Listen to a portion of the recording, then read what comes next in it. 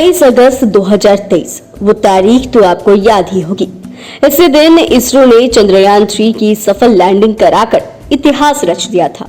भारत के लिए यह पल किसी कीर्तिमान से कम नहीं था। इस सफलता पर वैज्ञानिकों सहित पूरे देश के लोगों की आंखों में खुशी के आंसू भर आए थे। चंद्रयान 3 मिशन की ऐतिहासिक सफलता के बाद भारतीय अंतरिक्ष अनुसंधान संगठन यानी इसरो अब अगले मून मिशन चंद्रयान 4 की तैयारी कर रहा है। चंद्रयान 4 अपने पहले के मिशन की तरह नहीं होगा। इस बार चंद्रयान 4 चांद पर जाएगा और वहां से वापस धरती पर भी आएगा।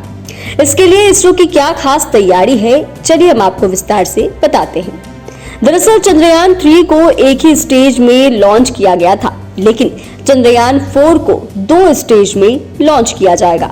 2 अलग अलग लॉन्च चंद्रयान 4 के व्हीकल को आगे बढ़ाएंगे, जो न केवल चंद्रमा पर उतरेंगे बल्कि चंद्रमा की सतह से चट्टानों और मिट्टी को भी भारत वापस लाएंगे। अगर ऐसा होता है तो भारत इतिहास रच देगा। चंद्रयान 4 को पहले स्टेज में धरती से लॉन्च किया जाएगा। इसके बाद यह चांद पर लैंड करेगा। चांद पर अपनी सभी टास्क पूरी करने के बाद इसे फिर धरती पर सैंपल पहुंचाने के लिए लॉन्च किया जाएगा।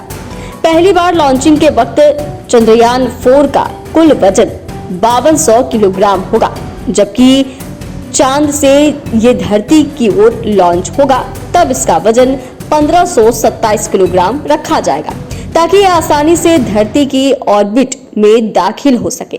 बता दें कि चंद्रयान 3 में 3 मुख्य कंपोनेंट शामिल थे, जिनमें लैंडर, रोवर और प्रोपल्शन मॉड्यूल था। अब आपके मन में सवाल उठ रहा होगा कि आखिर चंद्रयान 4 के वो 5 कंपोनेंट कौन-कौन से होंगे। तो आपको बता दें कि पहला कंपोनेंट होगा प्रोपल्शन मॉड्यूल। ये चंद्रयान 3 की तरह ही होगा।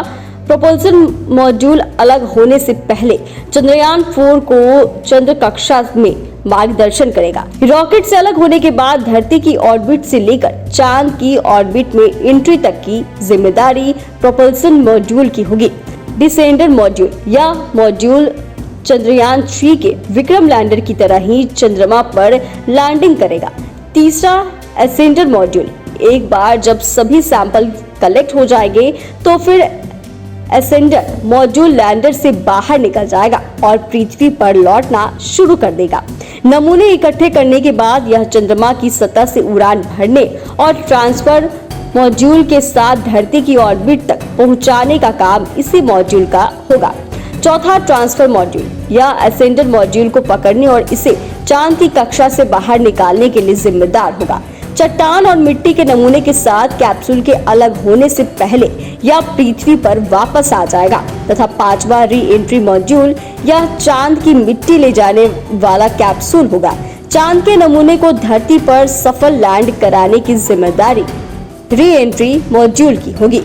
इसरो चीफ की माने तो भारत का सबसे भारी लॉन्च व्हीकल LVM-3 3 कंपोनेंट के साथ लॉन्च होगा। इसमें प्रोपल्शन मॉड्यूल, डिसेंडर मॉड्यूल और असेंडर मॉड्यूल शामिल होंगे।